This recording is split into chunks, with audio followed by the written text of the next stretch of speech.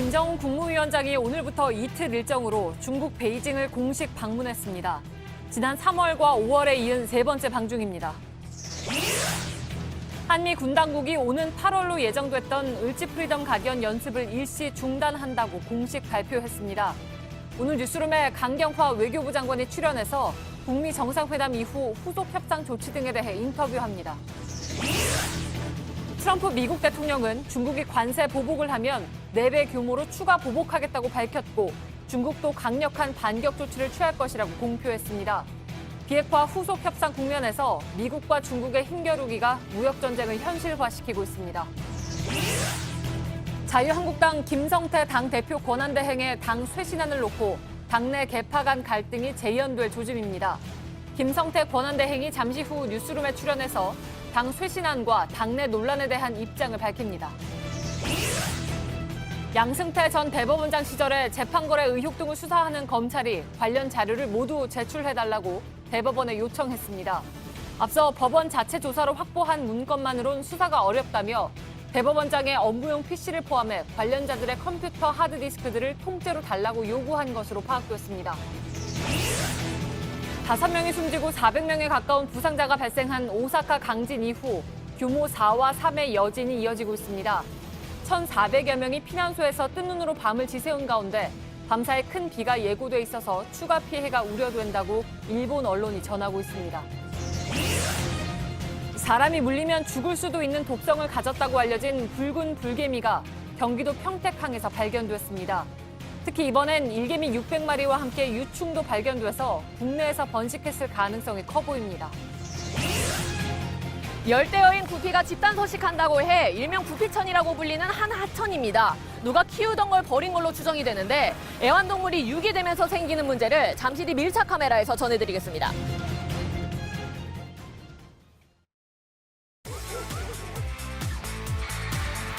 다양한 당신의 이야기가 월드컵을 더 즐겁게 합니다.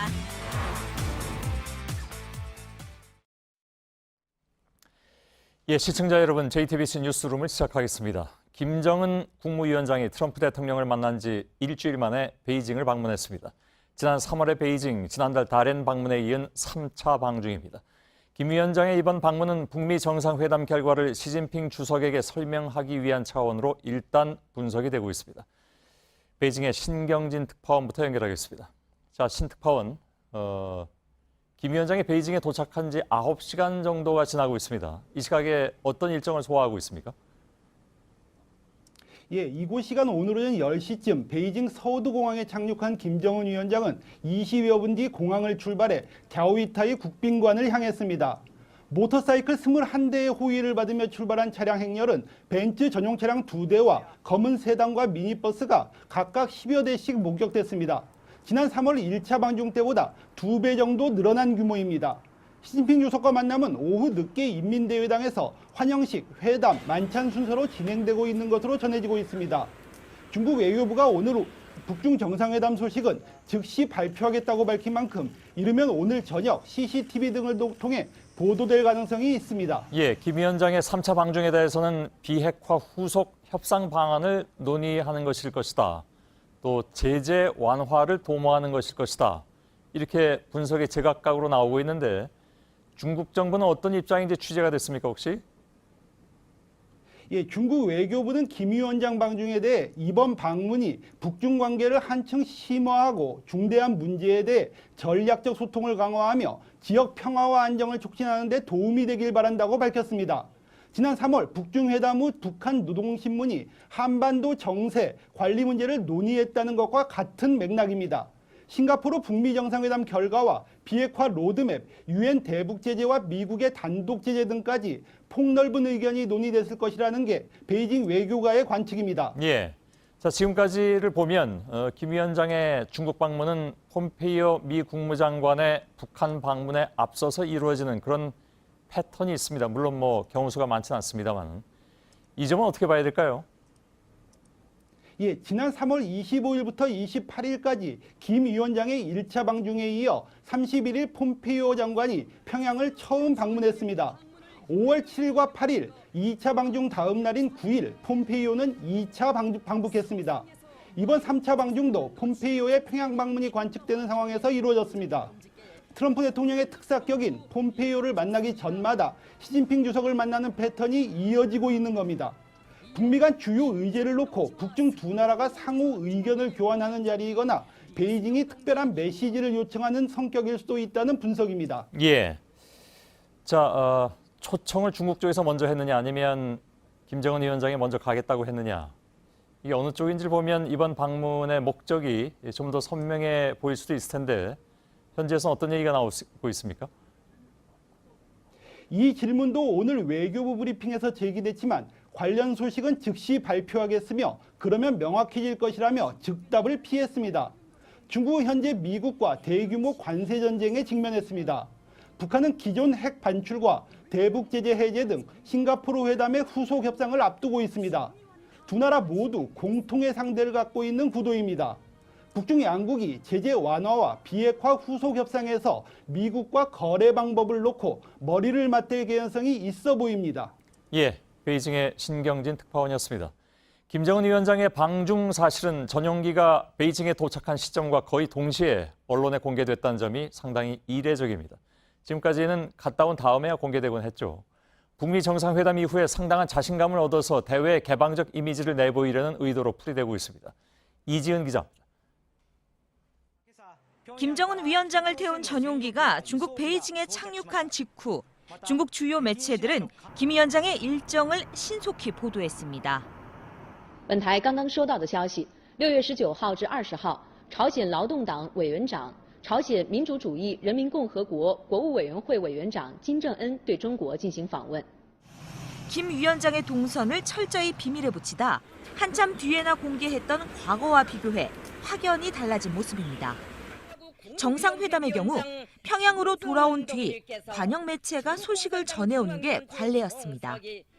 AP통신은 과거 관행과 달리 북한이 정상국가로 가기 위해 노력하고 있다고 보도했습니다.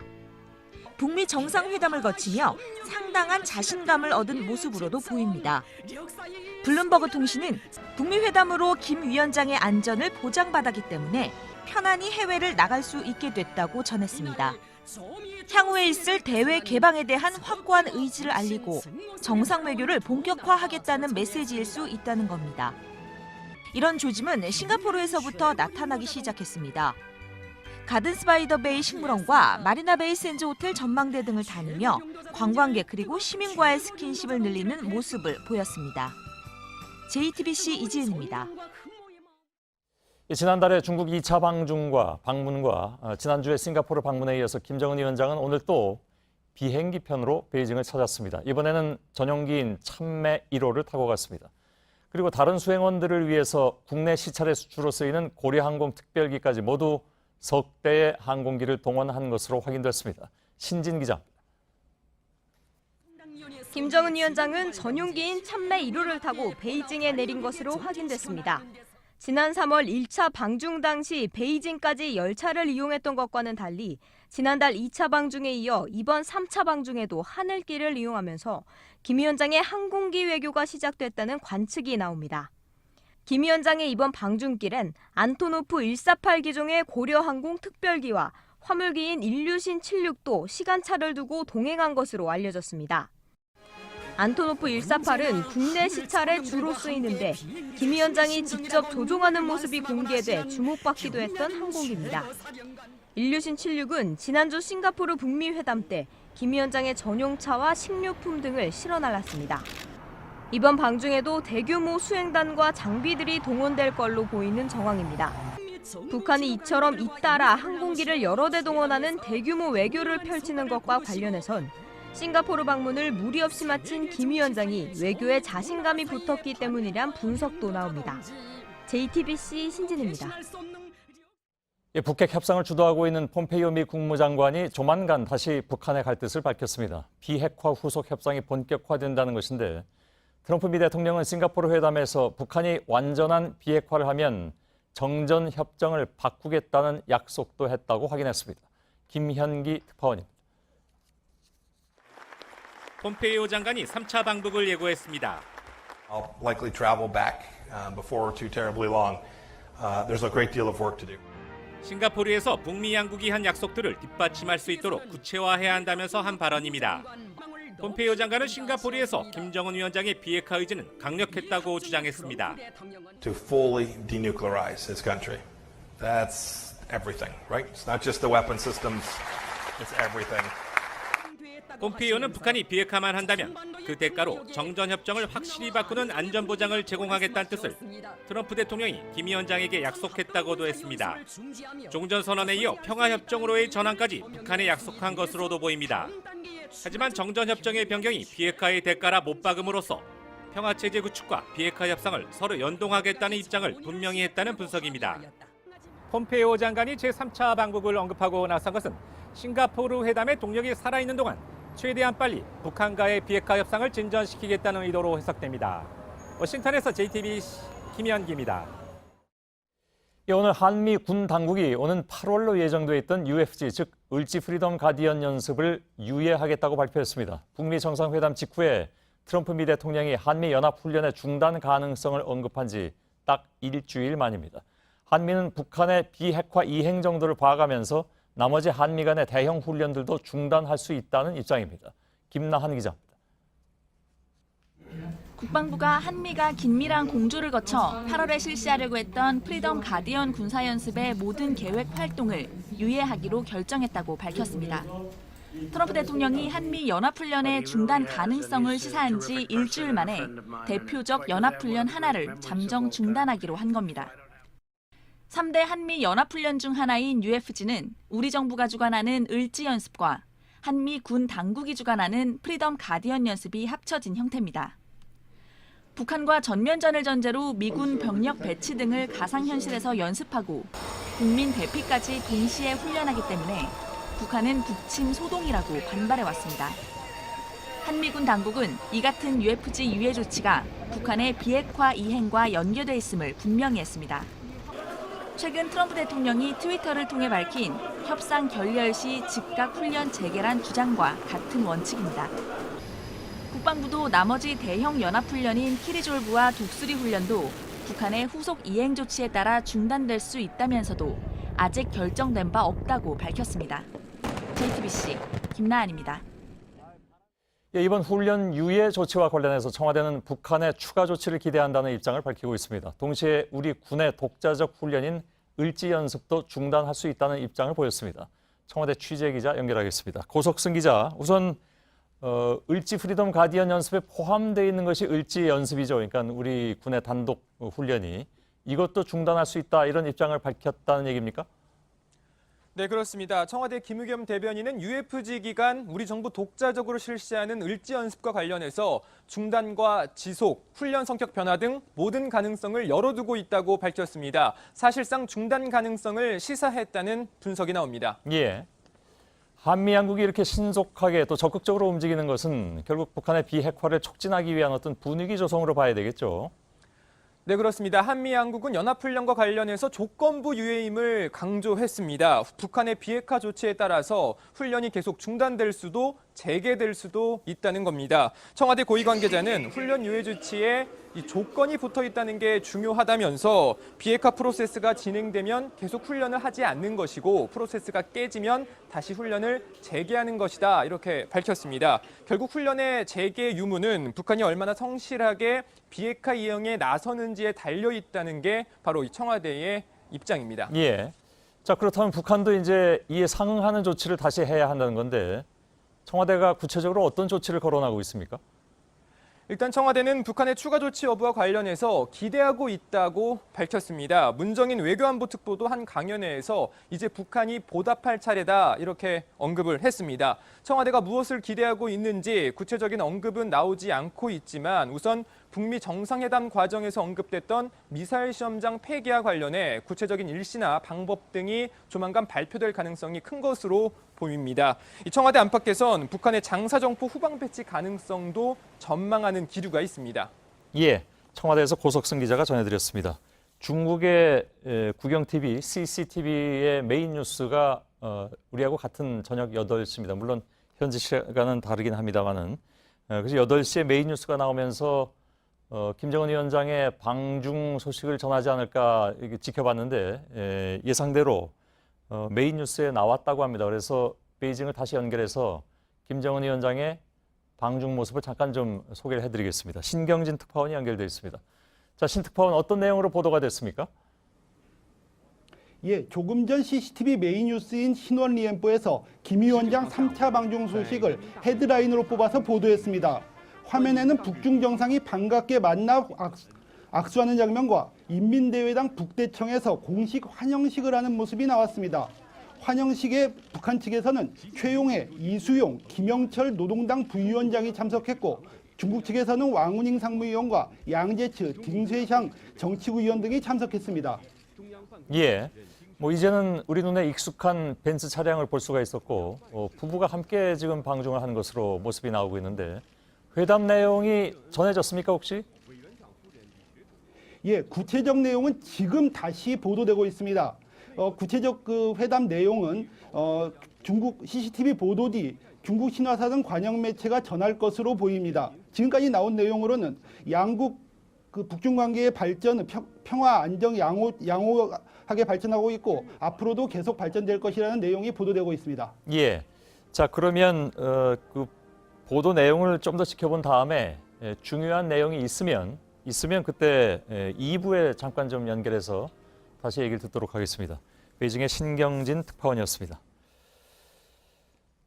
자, 오늘로 북미 정상회담이 꼭 일주일이 됐고 북한의 김정은 국무위원장이 이렇게 중국을 방문하고 있습니다. 북미 정상의 비핵화 발표 이후에 후속 조치를 위한 남북미 그리고 중국 간의 움직임이 매우 빠르게 진행되고 있는 그런 느낌을 주고 있죠. 오늘 이 자리에 강경화 외교부 장관을 모시고 향후 어떻게 될 것인가를 좀 중점적으로 알아봐야 될 것 같습니다. 어서 오십시오. 네. 오랜만에 뵙습니다. 감사합니다. 반갑습니다. 예, 한참 바쁘실 텐데 나와주셔서 네, 고맙습니다. 무척 바쁩니다. 예, 네. 정말 바쁘실 것 같습니다. 그렇습니다. 예. 우선 김정은 위원장의 방중은 이번에 3번째고 네. 2번째만 하더라도 그게 이제 북미 정상회담 전이었기 때문에 미국 쪽에서 뭐랄까 조금 그 신경질적 반응 이런 것도 좀 보였던 것으로 기억은 합니다. 네. 아니라고 판단하실 수도 있겠습니다만 강 네. 장관께서는 이번에 중국 방문에 대한 미국 쪽의 반응이 혹시 나왔습니까? 네, 아직 뭐 그 외교 채널을 통해서 평가를 한다거나 이러건 아직 좀 이른 것 같습니다. 예. 하여튼 그 중국 북한 측의 발표가 나온 것을 좀 봐야 되겠고요. 예. 하여튼 그 이번에 3차 그 김 위원장의 방중 이 대외적으로 굉장히 활발한 행보의 그 연장선상에서 또 이뤄진 게 아닌가 생각합니다. 예. 중국과 북한이 이렇게 정상 차원에서 긴밀히 소통하는 것이 우리의 공동의 목표인 한반도 비핵화 그리고 한반도 평화 정착에 분명히 큰 기여를 한다 하는 시각에서 예. 우리는 예의주시하고 있습니다. 일단 언론의 분석은 뭐 저희들도 포함해서 이번 방중은 이른바 이제 비핵화 로드맵에 대한 사전 논의가 있을 것이다라는 예상이 나왔고 또 한 가지는 이 부분 조금 조심스러워서 저희가 비중을 둬서 보도하지는 않았지만 그래도 혹시 이제 그 앞으로 있을 제재 완화에 대한 어떤 포석 이런 걸 놓고 중국 측과 논의했을 것이다라는 예상이 나왔는데 네. 혹시 이런 언론들의 분석에 다른 이견이 있으십니까? 예, 뭐 그 결과를 좀 지켜봐야 될 것 같습니다만 예. 그 제재 해제 완화 부분에 있어서는 그 비핵화가 달성되기 전에는 안보리 차원에서 국제사회가 지금 부과하고 있는 제재는 유지되고 충실히 이행이 돼야 된다 하는 점에 있어서는 지난번 폼페오 장관께서 그 우리한테 싱가포르 결과를 설명을 해주시러 오셨다가 곧바로 중국을 가지 않았습니까? 예. 또 어제 아침에 통화를 해서 방중 결과에 대해서도 우리 측에 또 설명도 해주셨습니다. 예. 그래서 안보리 제재가 충실히 이행이 돼야 된다 하는 점에 있어서는 중국도 전적으로 생각을 같이 하고 있다 예. 하는 그런 의견 교환이 있었다는 얘기를 전해줬습니다. 그래서 대북 제재 문제를 지금 그 각국 차원에서는 뭐 생각을 갖고 있겠지만은 예. 국제사회 차원에서 지금 제재 해제 문제를 논의할 상황은 아니라고 생각합니다. 그러면 안보리 유엔 차원에서의 제재는 그대로 간되 네. 예를 들면 독자적 제재 문제가 있지 않습니까? 그렇습니다. 미국이라든가 네. 또 다른 나라들도 마찬가지고요. 네. 네. 그거는 상황에 따라서 좀 변화가 있을 수 있다 이런 말씀이신가요? 예, 뭐 독자 제재는 독자적으로 부과한 제재인 만큼 예. 그 나라의 독자적인 판단에 따라서 결정을 해야 할 부분이 있지만은 그 이 훨씬 더 강력한 게 지금 안보리 제재거든요. 예, 예. 이거는 그야말로 국제사회의 안보리 7장 하에 모든 회원국이 준수해야 되는 그런 제재의 틀이기 때문에 예. 이 제재는 계속 충실히 이행을 해나가야 된다는 게 우리의 입장이고 예. 또 중국도 그렇게 입장을 알겠습니다. 표명하고 그러면 있습니다. 예를 들어서 북한의 입장에서 미국이나 아니면 우리의 조치에 상응하는 어떤 조치들, 예를 들면 비핵화를 위한 1보, 2보가 이렇게 진행된다면 네. 그때는 지금 말씀하신 안보리의 제재라든가 하는 네. 것들이 미국 주도하에 순차적으로 풀려나갈 수 있을 것이라고 보시는지요? 예, 그런 시나리오 가능할 걸로 생각됩니다. 예. 그 제재라는 게 기본적으로 북핵 미사일 그 도발 때문에 국제사회가 만들어 놓은 제재의 틀이기 때문에 북핵의 비핵화 조치에 따라서 예. 국제사회도 거기에 그 응해서 예. 논의를 할 수 있다고 생각합니다. 예. 결국은 사실 이제 북한이 어떻게 행동하느냐 하는 그렇습니다. 문제인데 아직까지 그 이후에 일주일 동안에 구체적인 어떤 움직임은 없기 때문에 네, 이 사람들이 어떻게 할까 하는 궁금증들을 많이들 가지고 계십니다. 그렇습니다. 네. 유교 장관께서 보시기에는 어떨 것 같습니까? 그러니까 이거 뭐 딱 날짜 집어서 언제 어떤 행동으로 나올 것이다라고 얘기하기는 어렵겠으나 네. 어떻게 예상이 되십니까? 김 위원장이 트럼프 대통령께 그 미사일 엔진 실험장을 폐기하겠다 예. 이렇게 약속을 했습니다. 그 그래서 기자회견에서 얘기가 나왔죠. 예. 구체적인 것을 약속을 했기 때문에 그 조치가 이루어지지 않을까 조속한 시일 내에 예. 또 폼페오 장관도 그렇게 기대를 하고 있고요. 그런 기대를 가지고 지금 북한하고 다시 고위급에서 만날 준비를 하고 있다. 예. 이렇게 얘기를 합니다. 근데 그게 이미 나온 얘기여서 네. 거기에 플러스돼서 또 다른 어떤 진일보한 어떤 입장 이런 네. 것들이 혹시 폼페이오 미 국무장관이 조만간 방문했겠다고 하는데 네. 거기서 그런 얘기들이 논의될 가능성은 없을까요? 뭐 논의를 되기를 바랍니다. 예. 그리고 그것과 관련해서 혹시 폼페이오 장관과 말씀하신 내용이 있습니까? 예, 뭐 구체적인 내용을 여기서 공개적으로 말씀드리기는 좀 적당치 않은 것 같습니다만 예. 하여튼 미국 측으로서는 상당히 상세한 내용을 가지고 비핵화 부분에 있어서 또 트럼프 대통령께서 말씀하신 그 안전 보장에 있어서도 예. 상당히 그 세부적인 내용을 갖고 그 고위급 그 후속 협상에 임한다 하는 그런 입장을 갖고 있습니다. 예. 그것에 대해서 그러면 이미 이렇게 여쭤보면 좀 어떨지 모르겠습니다만 강 장관님은 그 내용을 알고 계십니까 혹시? 어떤 내용으로 논의할 것이라는 것을? 예, 뭐 우리 그 실무 레벨에서도 계속 소통을 하고 있고 예. 또 그 뭐 장관 차원에서도 소통을 계속 하고 있습니다. 예. 뭐 똑부러지게 뭐 이러한 리스트가 있다거나 뭐 이러한 틀이 이렇다고 말씀드리기는 뭐 우리 입장에서는 지금 우리가 공개할 부분은 아니라고 생각하고요. 예. 이제 북미 간에 이렇게 마주 앉아서 풀어나가야 될 그런 부분들이 있습니다만 예. 그 안에 어떤 안들이 들어가는지에 대해서는 계속 의견 교환을 하고 있습니다. 예, 알겠습니다. 그것까지 뭐 여쭌다는 것은 뭐 문제가 있기 때문에 따로 질문은 안 드리겠습니다만은 다만 이제 이런 걱정이 나오는 대목 중에 한 가지가 예를 들어서 이제 한미 군사연합훈련 같은 경우에 네. 우리에게 사전에 어떤 그 명확한 네. 설명이나 아니면 통보 혹은 논의 없이 트럼프 미 대통령이 저희가 보기에는 굉장히 갑작스럽게 그런 네. 얘기가 나와서 네.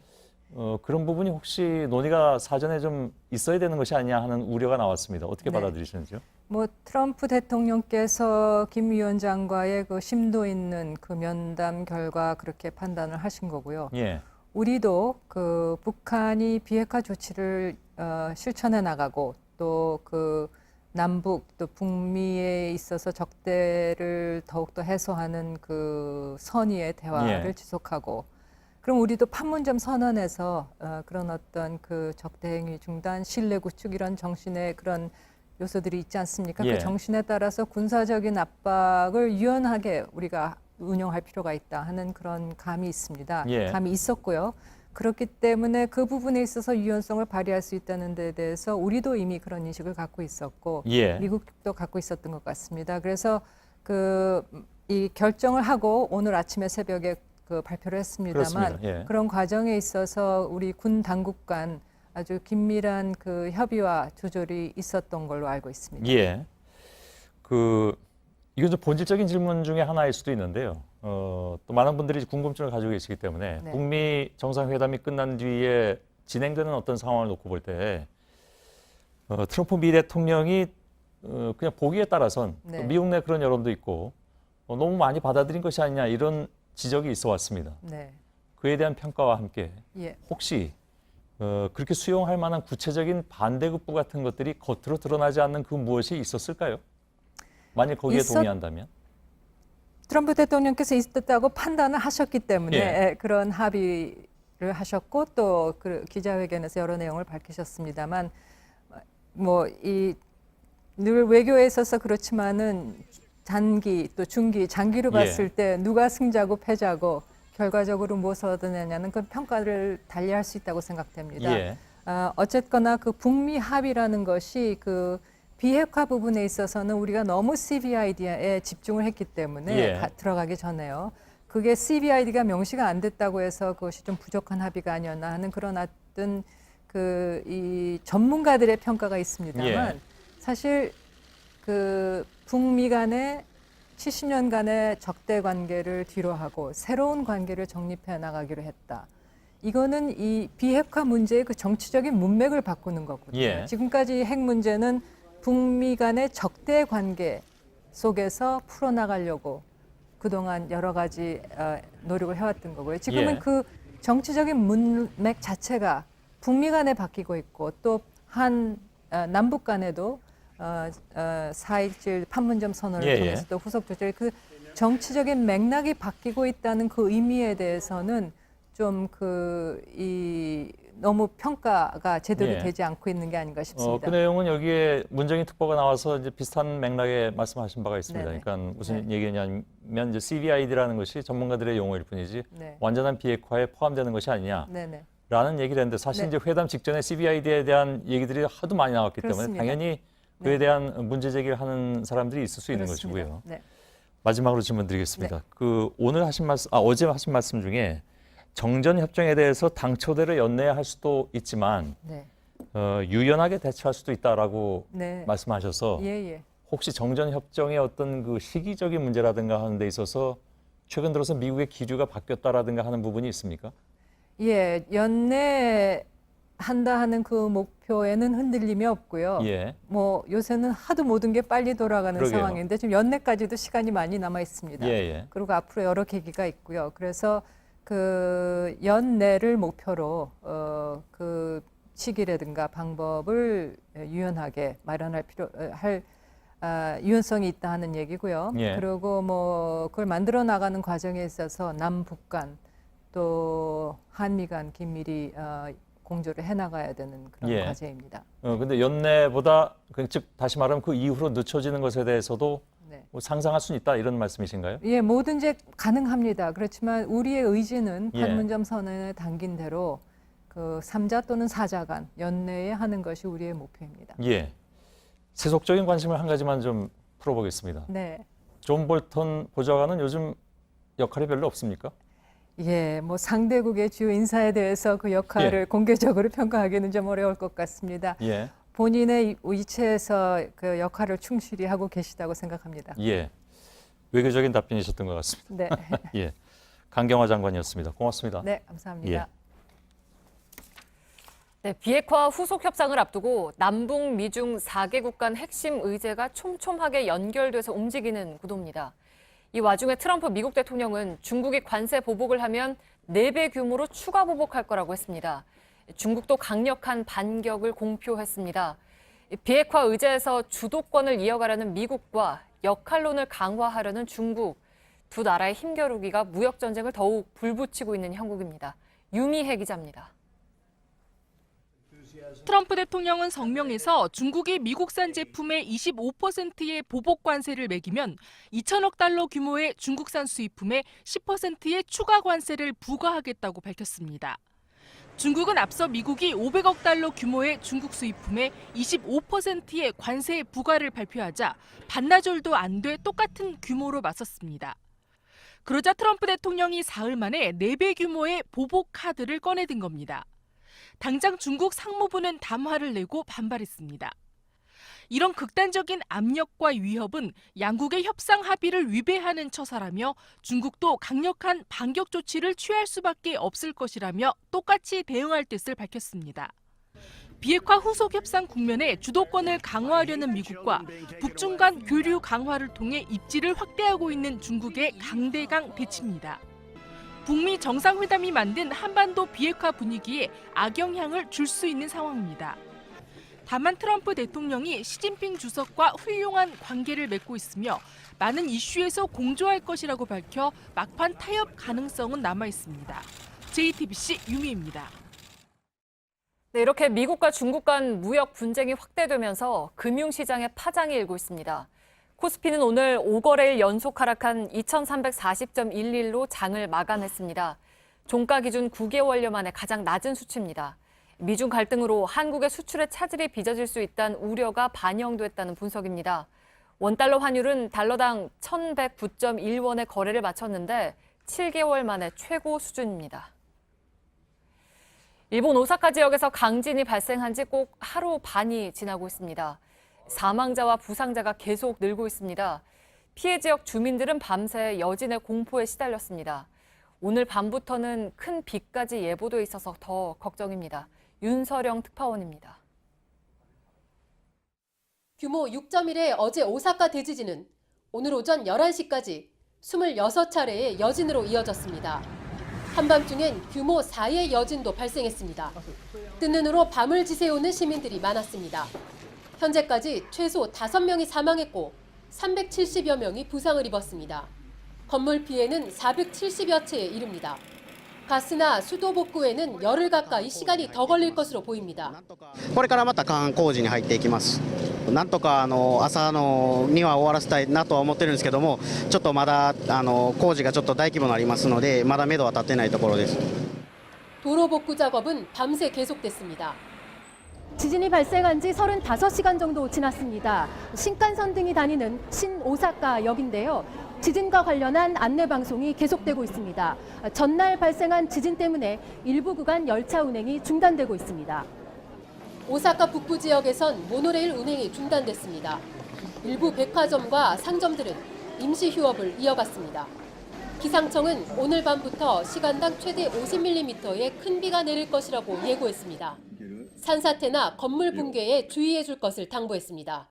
밤새 추가 피해로 이어지지는 않을지 불안이 커지고 있습니다. 오사카에서 JTBC 윤서령입니다. 작년 부산항에서 처음으로 수십 마리가 발견된 붉은 불개미가 평택에서 발견됐습니다. 개체수가 훨씬 많습니다. 성충 일개미와 함께 유충도 수백 마리나 발견돼서 국내에서 번식했을 거란 우려가 나옵니다. 더 번지지 않도록 방역을 하고는 있지만 이 개미들이 어디서 왔는지, 여왕개미는 어디 있는지 여전히 확인이 안 됩니다. 문상혁 기자입니다. 평택항 컨테이너 야적장에서 검역본부 직원들이 분주하게 움직입니다. 어제 오후 붉은 불개미를 발견한 데 따라 방역 작업을 하고 있는 겁니다. 붉은 불개미는 지난해 9월 부산항을 시작으로 지난 2월에는 인천항, 지난달 부산 북항에서 발견됐고 이번에는 평택항에 나타났습니다. 붉은 불개미는 이렇게 콘크리트 바닥 틈새에서 처음 발견됐습니다. 오늘 이 지점을 중심으로 방역이 이루어졌는데 사방 5m 안에서만 600마리가 추가로 발견됐습니다. 하지만 이번에 유입된 붉은 불개미가 어느 컨테이너를 타고 왔는지는 추적에 실패했습니다. 전문가들은 특히 유충이 발견된 점을 심각하게 보고 있습니다. 붉은 불개미가 이곳에서 상당 기간 집단 서식하며 번식했다는 것을 의미하기 때문입니다. 방역당국은 아직 여왕개미는 발견하지 못했습니다. 당국은 오늘 방역 범위를 발견 지점 사방 100m로 넓혀 소독약을 살포하고 개미덫도 설치했습니다. 또 붉은 불개미들이 평택항 밖으로 퍼졌을 가능성도 조사하고 있습니다. JTBC 문상혁입니다. 네, 붉은 불개미는 3에서 6mm에 불과하지만 물리면 죽을 수도 있는 살인개미로 알려져 있습니다. 학계에선 1930년대 이후 지금까지 100여 명이 붉은 불개미에 쏘여 죽은 것으로 보고 있습니다. 대부분 북미 지역이고 중국이나 한국 같은 아시아권에선 사망 사례가 보고되지 않았습니다. 실제 붉은 불개미의 독성이 과장됐다는 지적도 있습니다. 외국의 연구 결과를 보면 1kg 무게의 쥐 한 마리를 죽일 수 있는 치사량이 붉은 불개미의 독으로는 8mg 정도입니다. 우리나라에서 독이 가장 강한 곤충인 장수말벌의 독은 1.6mg만 투여하면 같은 무게의 쥐가 죽습니다. 그러니까 붉은 불개미의 독성이 장수말벌의 5분의 1 수준인 거죠. 아주 강한 독이라고 보긴 어렵습니다. 또 8mg의 독이 나오려면 붉은 불개미가 300번 정도 물어야 하는 것으로 알려졌습니다. 문제는 붉은 불개미의 번식력입니다. 번식력이 매우 뛰어납니다. 붉은 불개미의 여왕개미는 주변 환경에 따라서 매일 1,500여 개의 알을 꾸준히 낳을 수가 있습니다. 6월에서 9월 사이에 주로 번식하기 때문에 지금 방제를 완벽하게 하지 않으면 무섭게 번식할 위험도 있습니다. 때문에 방역 당국이 바짝 긴장해서 차단 방역에 힘을 쏟고 있습니다.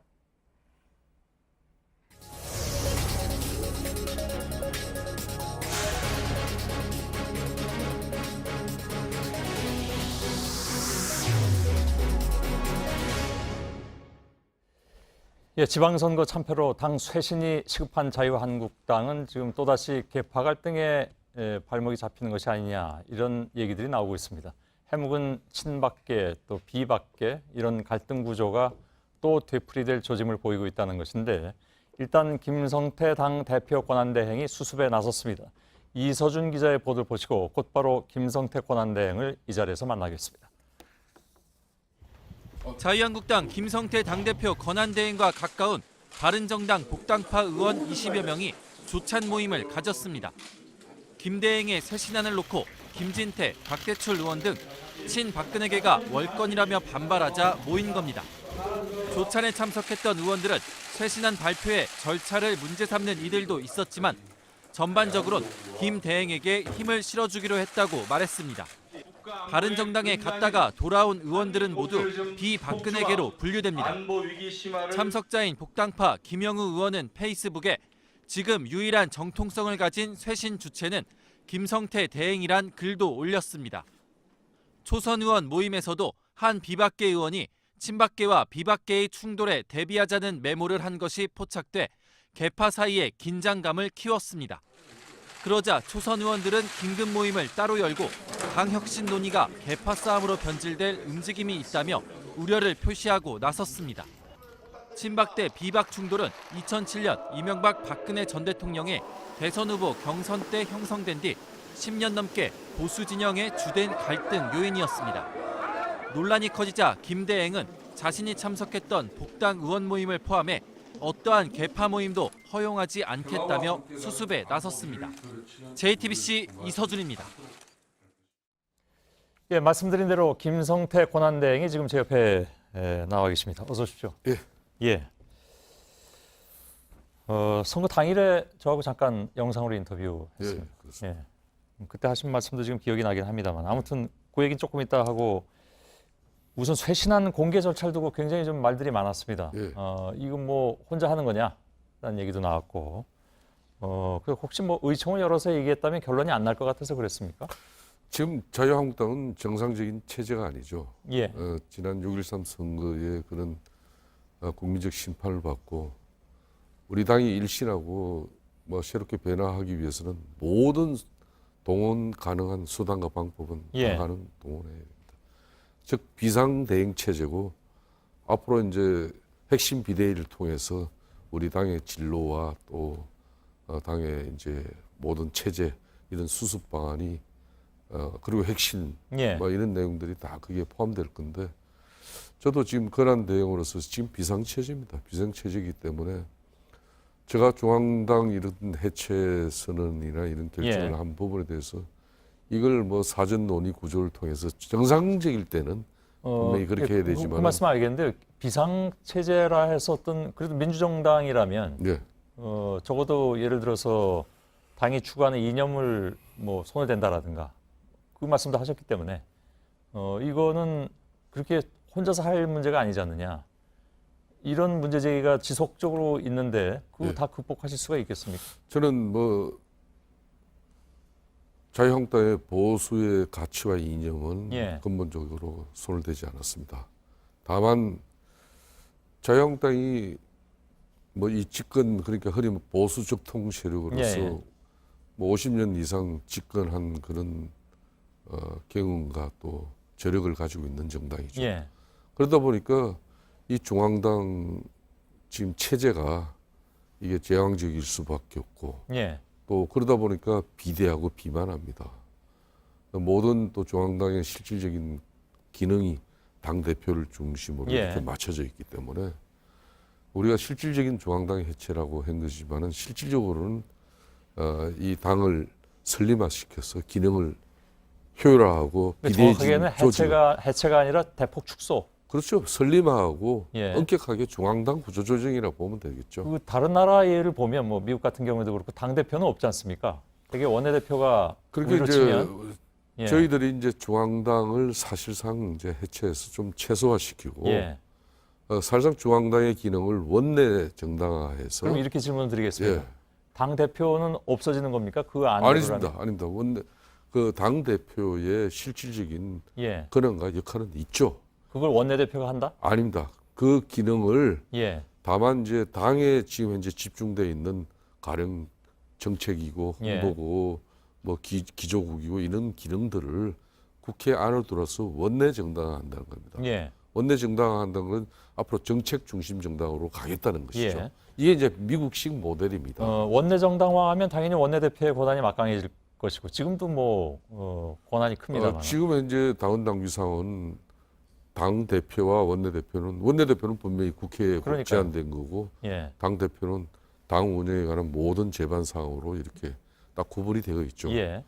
제가 이 질문을 계속 드리는 이유는 당내에서 어떤 얘기가 나오냐면 혹시 김성태 원내대표께서 예. 자기 위주로 이렇게 당의 권력 재편을 하려는 것이 아니냐. 뭐 본인은 아니라고 말씀하시겠습니다. 그런 얘기들이 나와서 충분하게 그런 뭐 오해를 가질 수 있다고 봅니다. 예. 그렇지만은 저는 원내대표로서 저희 임무에 충실해야지. 예. 지금은 이제 당 대표가 사퇴가 된 마당이니까 예. 이 당을 수습하고 또 우리 당이 국민들 또 이런 심판에 따른 우리 당의 체질 개선을 위해서 예. 어찌 보면 유일 보수 적통 정당으로서의 그런 중앙당에 편중된 그런 기득권적인 알겠습니다. 요소를 배제하겠다는 거죠. 그럼 이제 지켜보도록 하고요. 네. 김진태 의원 등이 주장하는 바대로 그 이념을 그렇게 막 버리느냐, 혼자 월권이다 이런 지적에 대해서는 어떻게 받아들이십니까? 기존 이념을 비존 우리 자유한국당이 추구하는 보수 정당으로서 물론 그건 아니겠죠. 가치와 이념을 손댄 건 아니죠. 예. 다만 자유한국당이 가령 이번 남북 정상회담이나 예. 미북 정상회담, 특히 남북 관계에 있어서 너무 수구적이고 냉전적으로 비춰질 수 있는 예. 그런 우리들의 스탠스가 좀 있었어요. 그러면 제가 그게 메시지 전달 과정에 좀 더 예. 왜곡되고 알겠습니다. 좀 거칠었던 그런 부분들이 있죠. 그럼 이런 곧바로- 부분을 예. 이제 좀 앞으로 수구 냉전적 어떤 그런 보수가 아니라 예. 앞으로 이런 평화를 지향하는 알겠습니다. 그런 이 안보 정당으로 거듭나겠다는 것이고 예. 그리고 사회개혁 중심 정당으로 소외 취약계층을 예. 더 크게 아우르는 그러니까 가진 자 기득권 뭐 이런 검수지 정당의 이미지를 던지겠다는 겁니다. 예. 곧바로 이렇게 그럼 질문을 드리겠습니다. 예, 그러니까 지금 말씀하신 것에 따르면 예. 앞으로 예를 들어서 앞으로 국회 본회의가 열려서 이거 뭐 예를 드는 겁니다. 예. 판문점 선언 지지 결의안 같은 것들이 올라오면 통과시키십니까? 판문점 지지 결의안은 지난번 여야 간에 합의해서 예. 남북 정상회담 그 판문점 회담 결의안 예. 이걸 하기로 했어요. 다만 우리 당도 그걸 반대하지 않았습니다. 예. 정확한 것은 당시 협상 과정에서 북한의 비핵화 의지라든지 예.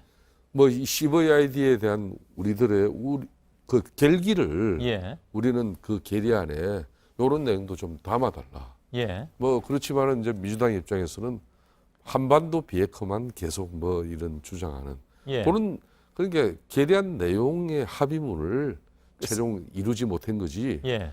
정상회담 이후에 우리가 그런 뭐 판문점 결의안을 국회가 뒷받침할 사항이 그걸 거부한 건 아니에요. 예. 그러면 예를 들면 예.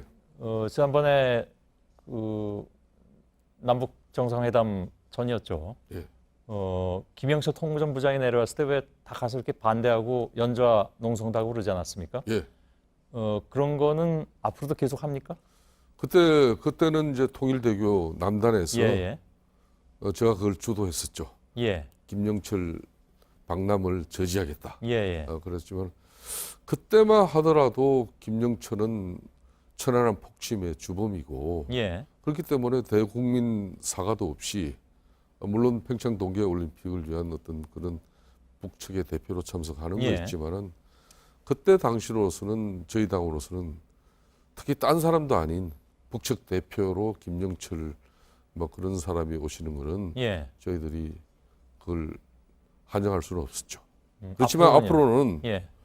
저희들이 이제 오지 말란 법은 없기 때문에. 아 그렇습니다. 예. 뭐 지금 와서 이제 김정은 위원장의 아버지 할아버지가 과거에 비핵화한다고 그러고 전부 대한민국 국민들 속였으니까 너도 하는 말 못 믿겠다 이게 예. 아니고 이제 김정은 위원장이 실질적인 비핵화를 실천하고 예. 우리 문재인 대통령과 또 그런 비핵화 판문점 회담의 결과물도 있고 또 트럼프 대통령과 합의한 예. 내용들이 이제 실천의 문제라고 봐요.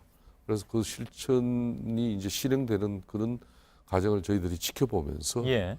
우리들도 이제 이런 남북 관계 개선과 또 한반도 평화의 이런 모두 예. 이런 유연하게 간다. 이런 부분에 대해서 저희들도 예.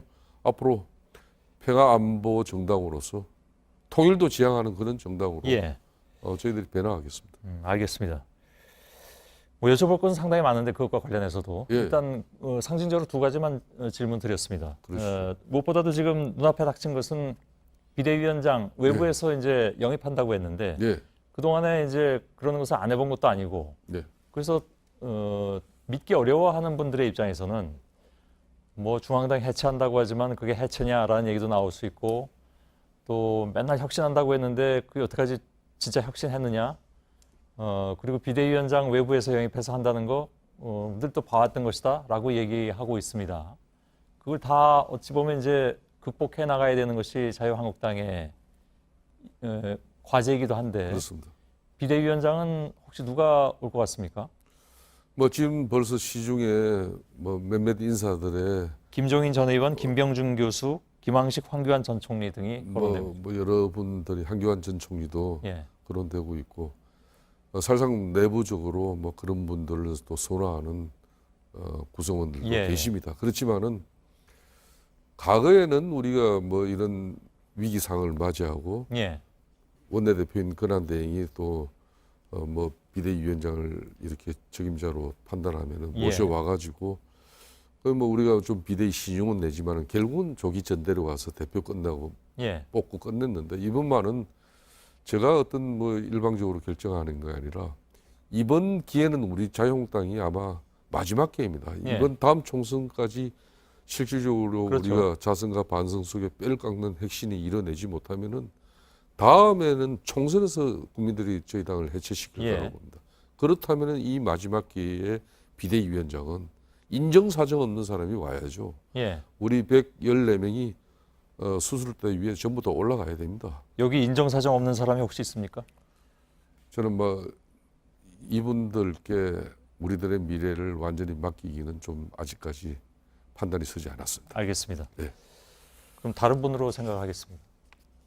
예, 뭐 하여튼 내부적인 논의를 더 고치고 예. 국민적 여론도 좀 더 저희들이 개막하게 좀 수렴하겠습니다. 예, 알겠습니다. 예. 오늘 여기까지만 말씀 나누겠습니다. 예. 김성태 권한대행이었습니다. 고맙습니다. 예, 감사합니다. 예. 바른미래당에서는 선거 패배 직후에 곧바로 미국으로 떠나버린 안철수 전 서울시장 후보의 행보를 놓고 오늘도 논란이 이어졌습니다. 이번엔 안 전 후보가 걸어놓고 떠난 현수막을 놓고도 비판의 목소리가 나왔습니다. 류정화 기자입니다. 서울 전역에 걸린 바른미래당 안철수 전 서울시장 후보의 낙선 인사 현수막입니다. 당명이 없는 것은 물론이고 당 색깔조차 찾아볼 수 없습니다. 같은 당 소속으로 노원병 보궐선거에 출마했던 이준석 후보는 이 현수막을 놓고도 안 전 후보를 비판했습니다. 흰 바탕에 그냥 검은 글씨든가 파란 글씨든가로 뭐 안철수 이렇게 써놓고 당명도 놓지 않고 예. 그러니까 그렇게 된 상황 속에서 과연 이 사람이 당을 생각하고 있었는 거냐에 대한 당이 지방선거에서 지자체장을 단 한 명도 배출하지 못한 위기 속에 홀로 미국으로 떠난 안 전 후보에 대한 비판이 현수막으로까지 옮겨붙은 겁니다. 안 전 후보의 미국행을 비판했다 정치적 폐륜이라고 역공을 받았던 장진영 전 동작구청장 후보도 반격에 나섰습니다. 자신을 비난했던 안 전 후보 진영을 향해 측근들의 권위주의적 사고가 놀랍다며 이들이 안 전 후보에게 재앙이 됐다고 주장한 겁니다. 이런 가운데 바른미래당 의원들은 선거 패배를 복귀하기 위한 워크숍을 열었습니다. 이 자리에서도 안 전 후보에 대한 쓴소리가 나왔습니다. 안철수 리스크 해소해야죠. 이건 안철수 전 대표가 결단을 내려야 될 문제인데 정계 은퇴하셔야 됩니다. 바른미래당 의원들은 내일까지 이곳 용문산 야영장에서 워크숍을 개최합니다. 당 정체성을 놓고 토론하는 중요한 자리지만 정작 유승민 전 대표는 불참했습니다. 결국 안철수와 유승민, 합당의 두 축이 모두 빠진 가운데 바른미래당 의원들만 당의 활로를 놓고 토론을 이어갈 예정입니다. JTBC 유정화입니다. 양승태 전 대법원장 시절에 재판거래 의혹 등을 수사 중인 검찰이 조금 전에 대법원장 컴퓨터의 하드디스크를 포함해서 관련 자료를 통째로 제출해달라고 요구했습니다. 초반부터 긴장된 국면입니다. 수사에 협조하겠다고 약속한 법원이 과연 자료를 모두 넘길지가 주목됩니다. 검찰 취재기자를 잠시 연결하겠습니다. 한민영 기자, 앞서 법원이 자체적으로 진상조사를 했을 때에는 행정처 차장의 PC까지만 확인을 했는데 그보다 윗선인 대법원장의 하드디스크까지 다 수사하겠다, 이런 입장인 거죠? 네, 검찰은 법원이 자체 조사 과정에선 확인하지 않은 양승태 전 대법원장과 박병대 전 법원 행정처장의 업무용 PC 하드디스크를 통째로 넘겨달라고 요청했습니다. 또 법원이 내부 조사 과정에서 확보한 문건들에 대해선 문건이 아니라 그 문건을 작성한 컴퓨터의 하드디스크를 제출해달라고 했는데요. 앞서 법원이 사법농단 의혹과 관련된 검색어를 PC에 입력해 제한적으로 확보한 자료만으론 검찰 수사가 정상적으로 진행될 수 없다고 판단한 겁니다. 또 문건 자체만으론 누가 언제 작성했는지 등을 확인할 수 없어 향후 재판 과정에서 증거 능력을 부여받기 어렵다는 점도 고려했습니다. 일각에선 하드디스크를 통째로 넘기면 이번 의혹과 관련 없는 별건 수사나 인권 침해가 있을 수 있다는 우려도 있긴 합니다. 이에 대해 검찰은 수사에 필요한 범위 안에서 자료를 확보할 것이라면서 그 과정을 관련자들이 참관하고 또 동영상으로도 모두 촬영하게 돼 있어 수사에 필요 없는 자료를 몰래 가져갈 위험성은 없다고 설명했습니다. 검찰은 김명수 대법원장이 검찰 수사에 적극 협조하겠다고 밝힌 만큼 이들 자료가 통째로 제출될 것으로 기대하고 있는데요. 법원이 제출을 거부하면 검찰이 압수수색 영장을 청구할 가능성이 커 법원이 어떤 결정을 내릴지 주목됩니다. 지금까지 서울중앙지검에서 JTBC 한민용입니다. 내년도 최저임금 논의가 시작부터 파행을 겪고 있습니다. 오늘 최저임금위원회에 안건이 상정됐지만 노동계가 불참하면서 반쪽 회의로 진행됐습니다. 최저임금의 산입 범위를 넓힌 법 개정에 반발해서입니다. 민노총과 한국노총은 이 법이 평등권과 재산권을 침해했다면서 오늘 헌법소원도 냈습니다. 내년도 최저임금의 심의 마감 시한은 오는 28일입니다. 네, 정부가 만든 성폭력 특별조사단이 100일 동안의 실태조사 결과를 내놨습니다. 문화예술계에 종사하는 여성 가운데 절반 이상이 성폭력이나 성희롱을 겪었다고 답했습니다. 가해자로 지목된 이들 중엔 교수, 영화 배급사 임원, 유명 PD도 있었습니다. 최수연 기자입니다. 단역 배우들은 업계 관계자들의 성폭력과 성희롱이 드문 일이 아니었다고 말합니다. 성관계를 통해서 이렇게 일을 하는 게 가능하다는 식의 얘기를 해요. 몸으로 때우는 게 가능한 거야. 특히 출연을 미끼로 성관계를 요구하는 경우가 많았다고 합니다.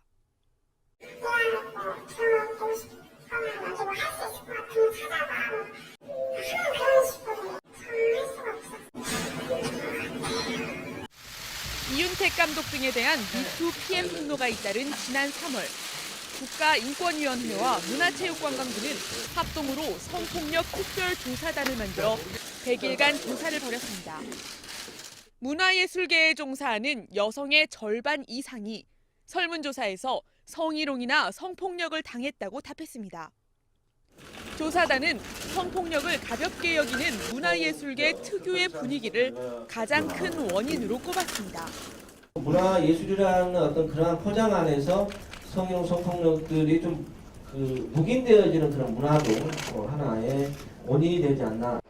특별조사단이 조사한 사건 가운데 대학 교수가 학생에게 입맞춤한 건은 수사 의뢰로 이어졌습니다. 영화 배급사 이사가 직원을 상습적으로 성추행한 건이나 유명 PD가 신인 배우를 성폭행한 건도 주요 사건으로 조사가 이뤄졌습니다. 특별조사단은 향후 정부 산하에 피해 전담 기구를 설치하고 피해자 보호 시스템을 구축하라고 권고했습니다. JTBC 최수연입니다. 유튜버 양혜원 씨가 폭로했었죠. 스튜디오 비공개 촬영 사진을 유포한 음란 사이트 운영 조직이 경찰에 적발됐습니다. 각종 음란 사진을 인터넷에 올려놓고는 삭제해달라는 사람들을 유명 디지털 장의사에게 연결해줬습니다. 병 주고 약 주면서 수익을 챙긴 겁니다. 구석찬 기자입니다. 40살 이모 씨 일당이 운영하다 적발된 음란 사이트입니다. 최근 양혜원 씨의 폭로로 화제가 된 스튜디오 비공개 촬영 유출 사진이 즐비합니다. 피해자는 154명, 유출된 사진만 3만 2천 건이 넘습니다. 그런데 한편에는 마치 피해자의 초상권을 걱정해주는 듯한 삭제 안내 게시물도 달렸습니다. 다만 업무 대행사는 딱 한 곳으로 못 박았습니다. 사이트 운영자 이 씨가 디지털 장의사 35살 박모 씨에게 삭제 업무를 몰아주는 대가로 600만 원을 받아 챙겼기 때문입니다. 박 씨는 이 사이트를 통해 연결된 피해자 38명에게서 돈을 받고 사진을 지워준 것으로 드러났습니다. 이 사이트의 회원 수는 85만 명, 하루 평균 접속자 수는 20만 명에 달했습니다. 이 씨는 2016년부터 나체 사진과 영상 등 각종 음란물 13만 건을 올려 회원 수를 늘렸고 배너 광고료로 4억 9천만 원을 챙겼습니다. 경찰은 성폭력 처벌법 위반 혐의로 사이트 운영자 이 씨를 구속하고 프로그래머 등 6명을 불구속 입건했습니다. 또 삭제 대행사 대표 박 씨에 대해선 음란 사이트 운영 방조 혐의로 구속영장을 신청했습니다. JTBC 구석찬입니다. 유튜브 진행자 양혜원 씨 사진 유출로 촉발된 스튜디오 모델 촬영 사건들의 파장이 커지면서 서울경찰청과 일선 6개 경찰서가 합동수사본부에 준하는 팀을 꾸려 수사를 확대하고 있습니다. 현재 경찰이 진행하는 여성 모델 추행과 음란 사진 유포 사건 수사는 모두 9건으로 피의자만 43명에 달합니다. 경찰은 촬영 후에 사진이 영리 목적으로 유포될 경우 처벌을 강화하는 법률 개정도 추진합니다. 재벌 총수 가족들의 갑질 의혹이 이번엔 SK그룹으로 번졌습니다. 최태원 회장의 부인 노소영 씨가 운전기사들에게 폭언을 하고 물건을 던졌다는 주장입니다. 노소영 씨는 다음 달 최 회장과 이혼 소송 공판을 앞두고 있습니다. 이 때문에 노 씨에 대한 비판 여론 한편으론 시기가 좀 공교롭다는 목소리도 나옵니다. 전다빈 기자입니다. 노소영 씨에게 갑질을 당했다며 언론에 폭로하고 나선 건 2007년 이후 일한 운전기사들입니다. 이들은 노 씨가 차 안에서 막말을 하고 물건을 집어던졌다고 주장했습니다. 한 전직 운전기사는 차량에 둔 껌과 휴지가 다 떨어지면 운전석 쪽으로 휴지 상자와 껌통을 던졌다고 말했습니다. 이어 차가 막힐 때면 머리는 왜 달고 다니냐는 등 폭언을 했다고 증언했습니다. 또 다른 운전기사도 교통체증 때 욕을 먹지 않으려고 버스 전용 차로로 달리기도 했다고 말했습니다. 노 씨를 지상이 아닌 지하주차장에 내려줬다는 이유로 하루아침에 해고를 당했다는 주장도 이어집니다. 또 운전기사 중에는 스트레스를 견디지 못해 차량에 키를 꽂아둔 채 스스로 그만둔 경우도 있었다고 말했습니다. 노소영 씨는 현재 최태원 회장과 이혼 소송 중인데 다음 달 첫 공판을 앞두고 있습니다. 이 때문에 온라인상에선 노 씨를 향한 비판 한편으로 폭로가 나온 시점을 놓고 의구심을 나타내는 목소리도 나옵니다. 갑질 의혹과 관련해 노 씨의 법률 대리인 측은 특별히 밝힐 입장이 없다고 답했습니다. JTBC 전다빈입니다. 잔인하고 부끄럽다. 가슴으로 다스리는 것이 필요하다. 미국의 전현직 퍼스트레이디가 미립국 부모로부터 자식을 격리시키는 트럼프 행정부의 이른바 무관용 이민 정책을 강하게 비판했습니다. 수용소에 있는 아이들의 절규가 공개되면서 비난의 목소리가 거세지고 있습니다. 박상욱 기자입니다.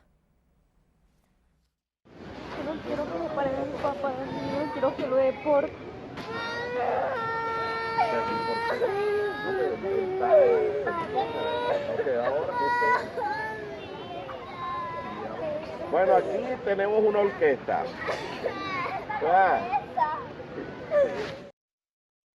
가족 단위로 국경을 넘다 적발된 멕시코인들을 미국 이민 당국이 격리 수용하는 과정에 녹음된 음성입니다. 트럼프 행정부는 지난달부터 국경을 넘는 미리국자 모두를 기소하고 아이들은 수용소에 격리시키고 있습니다. 뉴욕타임스는 국경 수비대에 몸수색을 당하는 엄마를 바라보며 울부짖는 아이의 사진을 실었습니다. 논란이 커지자 국토안보부는 격리시설 일부를 공개했습니다. 식사와 의료 등 기준이 높다던 발표와 달리 아이들은 철조망과 콘크리트에 둘러싸여 지내고 있었습니다. 2,000평 조금 넘는 공간에 수용된 아이들은 1,129명. 콘크리트 바닥에 놓인 매트리스에서 덮을 거라곤 은박지처럼 얇은 마일라 블랭킷이 전부입니다. 트럼프 대통령의 부인 멜라니아는 법을 존중해야 하지만 가슴으로 통치해야 할 때도 있다고 밝혔습니다. 미셸 오바마와 로라 부시도 비인륜적 정책이라고 비판에 나선 가운데 공화당 내에서조차 정책 폐기를 촉구하는 목소리가 커지고 있습니다. JTBC 박상욱입니다. 오늘 낮 12시 20분쯤 경남 통영시 욕지도 남쪽 25마일 해상에서 훈련을 하고 있던 1,500톤급 마산함에서 폭발 사고가 났습니다. 이 사고로 탄약 제거 담당인 20살 이모 하사가 머리를 다쳐 병원으로 옮겨졌지만 숨졌습니다. 해군은 이 하사가 30mm 포에서 탄약을 빼내는 과정에서 사고가 난 걸로 보고 정확한 원인을 조사하고 있습니다. 미세먼지 이동에 대한 한중일 공동연구 보고서를 공개하는 일이 중국의 반대로 무기한 연기됐습니다. 보고서엔 중국발 미세먼지를 포함한 대기 오염 물질의 국가 간 이동에 대한 과학적인 정보가 담겨 있습니다. 지난해 한중일 환경장관은 보고서를 올해 이맘때쯤 공개하기로 했지만 중국 측은 공개를 기대한다고 했지 합의한 건 아니라고 주장하는 것으로 알려졌습니다. 앞으로 지상에 주차장이 없는 아파트를 지을 땐 지하 주차장의 높이를 현재 2.3m 이상보다 40cm가 높은 2.7m 이상으로 설계해야 합니다. 국토교통부는 지하 주차장에 택배 차량이 들어가지 못해 생겼던 택배 대란을 막기 위해서 기준을 높이기로 했다고 밝혔습니다.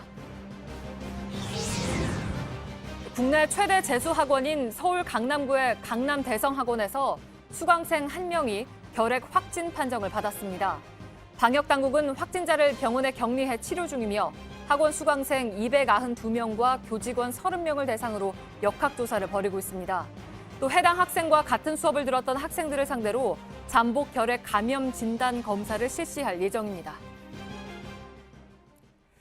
15년 만에 부활한 남북 통일 농구 소식 어제 전해드렸죠. 당장 다음 달 3일에서 5일 사이 평양에서 열기로 하면서 우리나라는 남녀 대표팀을 보내기로 결정했습니다.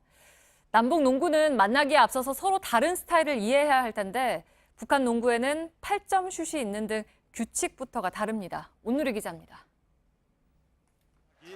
화려한 덩크슛은 우리 농구에선 2점짜리지만 북한에선 3점을 인정받습니다.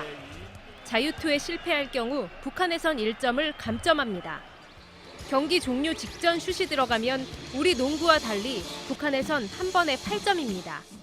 북한 농구 규칙은 이렇게 독특합니다. 용어도 달라 패스는 연락, 덩크슛은 꽂아넣기, 리바운드는 판공 잡기라고 부릅니다. 우리 남녀 농구 대표팀은 다음 달 3일부터 나흘간 평양에서 열리는 통일농구에 나섭니다. 남북 간 친선 경기도 하지만 남북 선수들이 서로 섞여서 대결하는 혼합 경기도 치릅니다. 허재 감독은 2003년엔 선수로, 이번엔 대표팀 감독으로 다시 통일농구에 함께합니다. 선수 때와 감독 때와 좀 틀린 기분은 있겠지만 하여간 좋은 의미가 되지 않을까 생각하고 있습니다. 남과 북은 통일농구의 부활에 발맞춰 8월 아시안게임 단일팀 가능성도 열어놓고 있습니다. 아시안게임 엔트리가 오는 30일 마감되는데 그에 앞서 사상 첫 농구 단일팀이 성사될지 주목됩니다. JTBC 온누리입니다.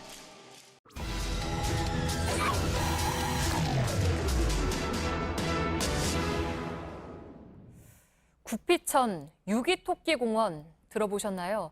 관상용으로 기르던 열대어 구피와 애완용으로 키우던 토끼를 사람들이 도심 공원에 개천해 버리면서 벌어진 일입니다. 버려진 동물들에게도 비극이고 생태계에도 영향을 줄 수가 있습니다. 밀착 카메라 구혜진 기자입니다. 외래종 열대어인 구피가 집단 서식을 한다고 해서 일명 구피천이라고 불리는 경기도의 한 하천입니다. 주말을 맞아 구피를 함께 잡아보려는 가족 단위 나들이 객으로 북적입니다. 집에 어항이 작은 게 있는데 애기들이 고기 키우는 거 좋아해서 이렇게 요거 잡아서 열심히 잘 키우려고요. 어항에서만 보던 구피가 잡히는 걸 신기해합니다. 무지개 색깔인데? 빨라, 애들이 엄청 빨라. 나갔어. 집집마다 들고 온 물고기통이 금세 가득 찹니다. 제가 전문 도구를 가져오지 않았는데도 형형색색의 구피를 잡을 수가 있었습니다. 지금 물속 상황은 어떤지 수중 카메라를 넣어서 한번 살펴보겠습니다. 다 큰 구피는 물론이고 작은 새끼들까지 몰려다닙니다. 구피는 남미에서 주로 서식하는 열대어. 겨울에 2도까지 떨어지는 우리 하천에선 겨울을 날 수가 없습니다. 하지만 누군가 키우던 구피를 버리면서 하천에서 번식한 겁니다.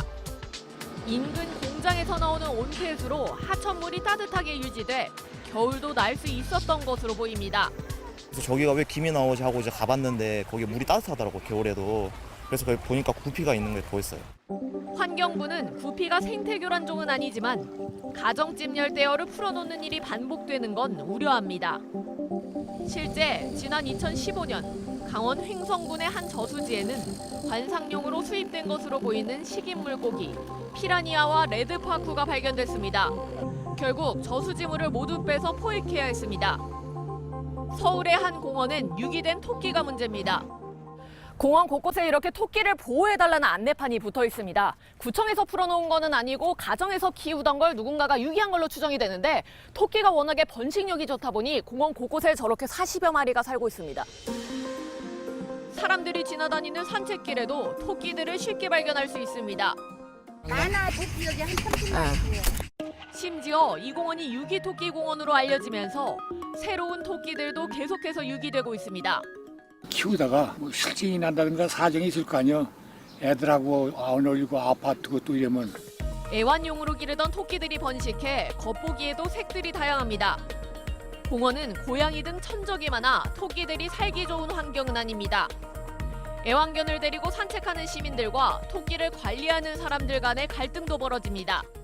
개를 끌고 와서 목줄 풀어놓으니까 이 토끼를 물어요. 호주에서는 기하급수적으로 늘어나는 야생 토끼를 막기 위해 대륙을 가로지르는 3천여 킬로미터의 울타리가 세워지기도 했습니다. 집에서 살던 애완동물이 밖에 버려지면 그것 자체로 큰 공포일 겁니다. 다양한 개체들이 조화를 이루는 생태계에도 영향을 줄 수밖에 없는데요. 단순한 변심이 동물학대로 이어질 수 있다는 사실 잊지 말아야겠습니다. 밀착 카메라 구혜진입니다. 길들일 수 있는가? 전설적인 레이싱카를 결합할 수 있는가? 비즈니스 세단과 608마력의 스포츠카를 창조할 수 있는가? 세상에 없던 완전한 새로움을 보라, 눈앞에 있는 가장 완벽한 답을. Beast in a suit, the all-new BMW M5.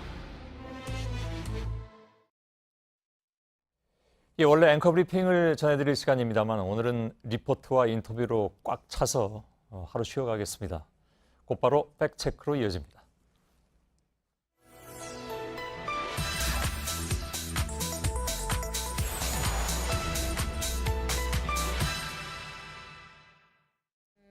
Level 2.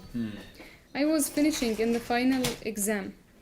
After that, I will third level, but I can't complete because of the war. We want to be comfortable and relax life. 제주도 난민 이제 급증했다는 기사에 댓글을 보면 3,000개 넘는 댓글에 무섭다고.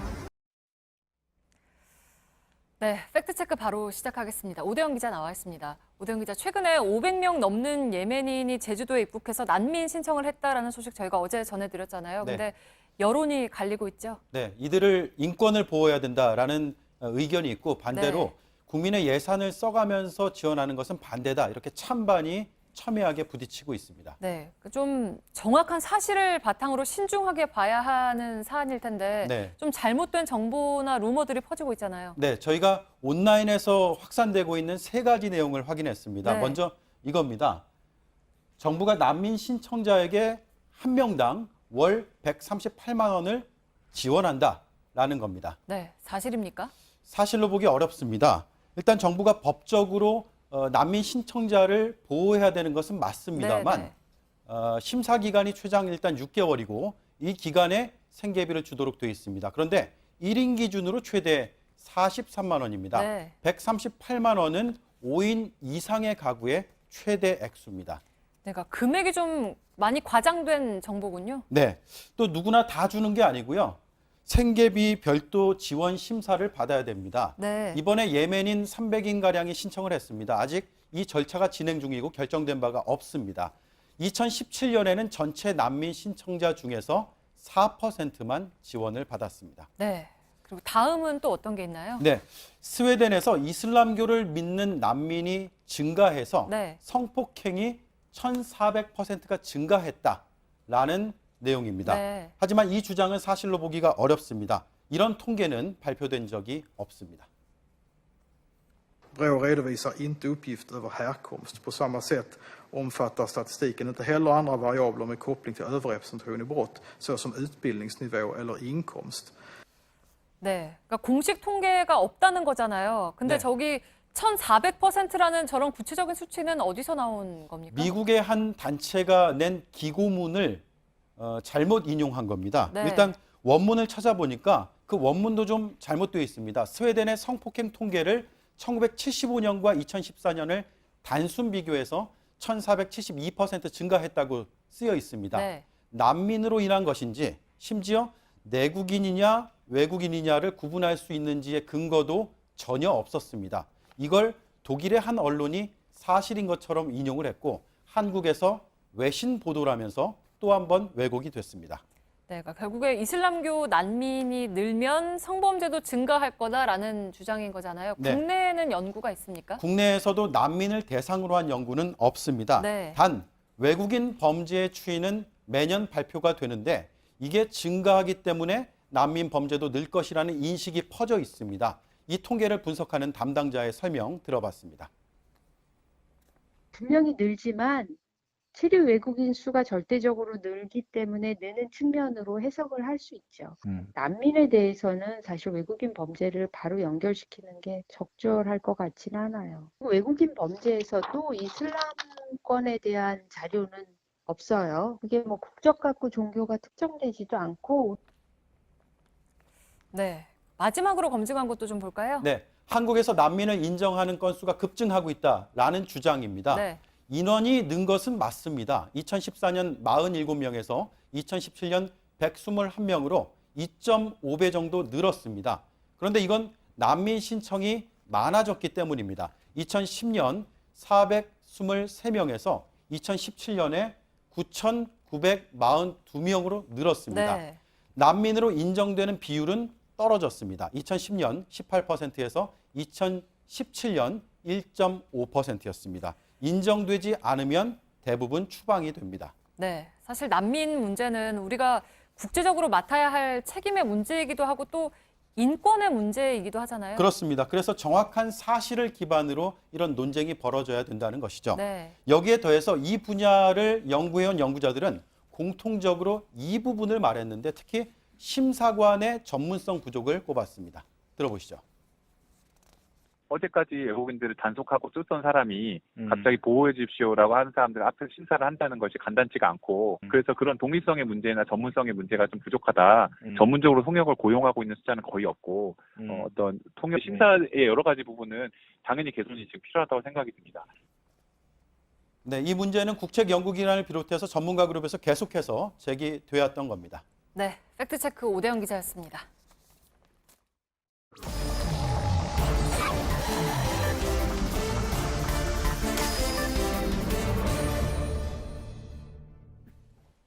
예, 비하인드 뉴스를 시작하겠습니다. 정치부의 박성태 기자가 나와 있습니다. 첫 번째 키워드 열어보죠. 예, 첫 번째 키워드는 살벌한 현안 회의로 잡았습니다. 예, 왜 살벌이라는 단어까지 나왔을까요?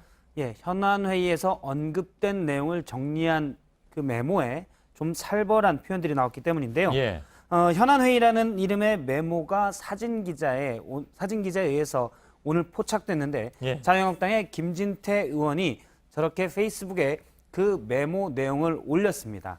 이 메모 내용을 좀 자세히 보면 앞에 보면 현안회의로 돼 있고요. 날짜는 6월 19일, 즉 오늘입니다. 그래서 번호를 매기면서 8번까지 번호를 매기면서 이른바 현안회의의 내용을 정리하거나 예. 또는 현안회의에 있었던 누구의 발언을 요약한 것으로 추정이 되는데요. 그렇군요. 1번은 중앙당 슬림화는 곧 원내 정당화다. 그다음에 2번 혁신 비대위하고 명확하게 보이지는 않는데 명망 있는 인사 뭐 이런 식의 표현으로 이것까지는 다 아는 얘기입니다. 됩니다. 예, 예. 논란이 되는 건 4번부터인데요. 친박, 비박 싸움 격화되고 있다. 이렇게 돼 있고 7번에 보면 친박 핵심이 모인다. 서청원, 이장우, 김진태 등등으로 해서 실명이 거론됐습니다. 예. 가장 논란이 된 건 8번 메모입니다. 요약 8번을 보면 세력화가 필요하다라고 돼 있고 화살표 적으로 본다. 그리고 목을 친다 느낌표가 돼 있습니다. 이게 살벌하다는 얘기군요. 그렇습니다. 요약하자면 예. 저 현안회의에 있었던 얘기는 7번, 즉 친박 핵심이 모이기 때문에 8번, 우리도 세력화가 필요하고 이 세력화를 통해서 친박들을 적으로 보고 목을 친다. 이런 의미로 추정이 됩니다. 실제 저기에 친박 핵심으로 거론된 김진태 의원은 오늘 페이스북에 왜 나를 그렇게까지 미워하냐라고 판문하기도 했습니다. 예. 이른바 현안회의의 전략이 그대로 이제 여기에 드러나 있다고 보면 될 것 같습니다. 근데 예. 이 메모를 쓴 사람이 그러면 누굴까요? 오늘 오전에 있었던 초선 모임에 참석한 한 초선 모임의 핸드폰 메모입니다. 예. 카메라 기자가 바로 뒤에서 사진을 찍었는데 전해지기로는 플래시가 터지면서 찍었는데 굳이 감추려하지 않았다고. 일부러 보여줬다는 것? 그건 확신할 수 없습니다. 다만 그렇죠. 카메라 기자가 느끼기에 충분히 느낄 수 있었는데 굳이 감추지 않았다는 전언이 기자들 예. 사이에 흘러나왔습니다. 해당 초선 의원은 오늘 하루 종일 연락 두절이었습니다. 예. 그리고 이 장소는 앞서 초선 모임에서 저 메모는 공개가 됐는데 앞서 언급한 현안회의는 오전에 있었던 초선 모임보다 좀 더 빨리 아침에 있었던 이른바 바른정당에서 돌아온 복당파 의원 모임이 있었는데요. 예. 이 모임인 것으로 추정이 됩니다. 아. 그래서 복당파 의원들의 모임에서 저런 얘기들이 오갔을 것이다 라는 추정입니다. 예. 쓴 사람이 누군지 모릅니까? 그래서 쓴 사람은 알고 있습니다. 초선 박성중 의원으로 현재 예. 알려져 있고 저 사진이 공개된 뒤부터 연락이 안 되고 있습니다. 예. 알았습니다. 두 번째 키워드요. 네, 두 번째 키워드는 팥이 빠졌다로 잡았습니다. 예. 웬 팥입니까? 흔히 일본어인 앙코 없는 찐빵이다라를 얘기하는데요. 예, 예. 앙코는 말 그대로 일본어고요. 팥소가 우리말입니다. 그렇죠. 예. 찐빵에서 팥소가 빠지면 맛이 없다, 맹맹하다. 그래서 찐빵의 핵심 역할을 담당하고 있는데요. 예. 오늘과 내일 바른미래당 의원들이 의원 워크숍을 갔습니다. 워크숍의 주제는 화합이고요. 오늘 낮에부터 관광버스를 함께 타고 저렇게 같이 타는 모습이 보였고요. 예. 옷도 푸른색이나 하얀색으로 맞춰 입고 와라라는 주문이 있었습니다. 이른바 드레스 코드가 있는 거군요. 저기에도. 그렇습니다. 예. 역시 화합을 강조하기 위해서 옷 색깔도 좀 맞춰달라는 주문이 있었고요. 예. 장까지 보고 저녁에는 저렇게 바베큐 파티까지 하면서 서로 술잔을 나누기도 했습니다. 예. 제가 한 의원에게 출발하기 전에 오늘 워크숍의 주제가 뭐냐라고 하자 그냥 어깨를 부딪히면서 술잔을 나누고 서로 우위를 다지자. 즉 좋은 말로 하면 화합이다라고 얘기를 했습니다. 예. 바른미래당이 지난 선거에서 보여줬던 가장 큰 고민은 정체성이었습니다.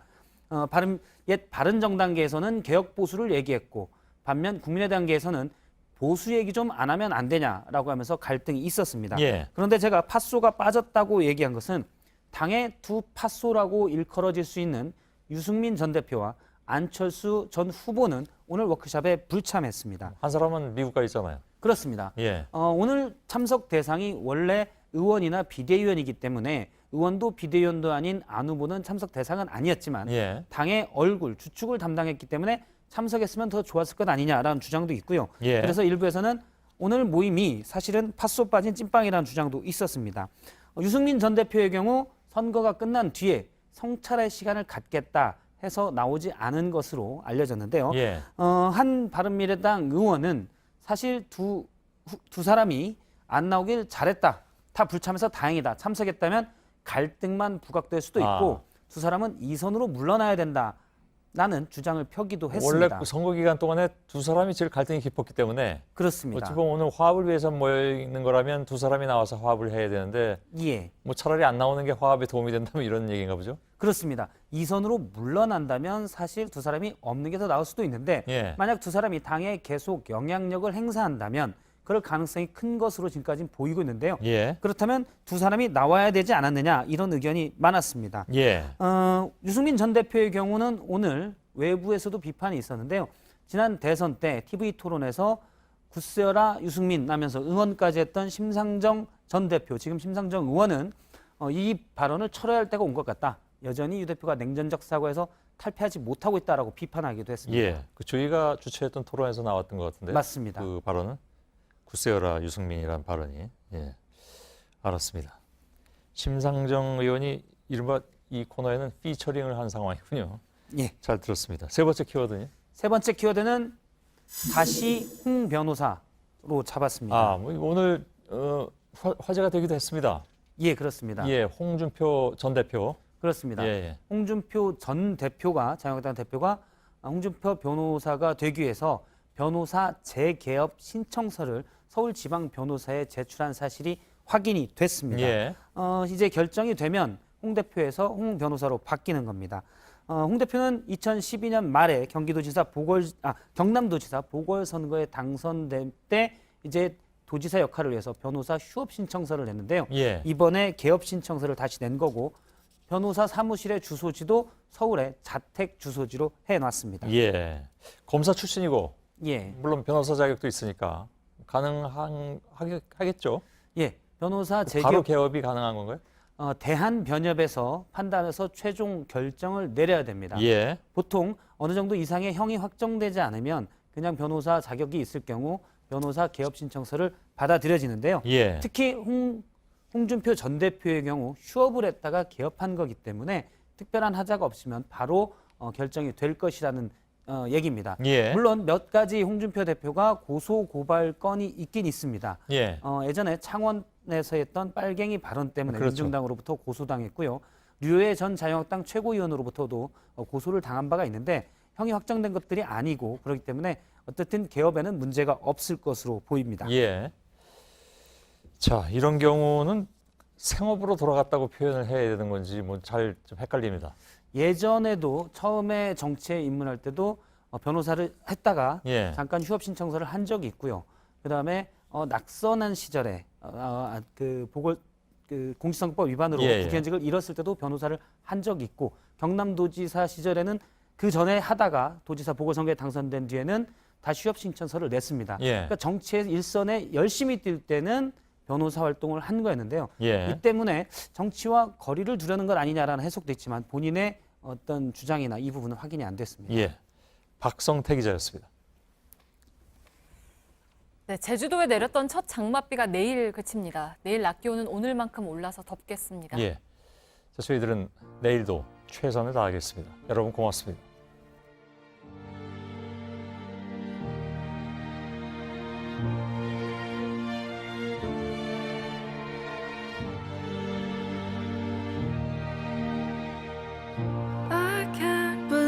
It's been all these years. I can't believe I've cried all these tears. My friends tell me I should have moved on.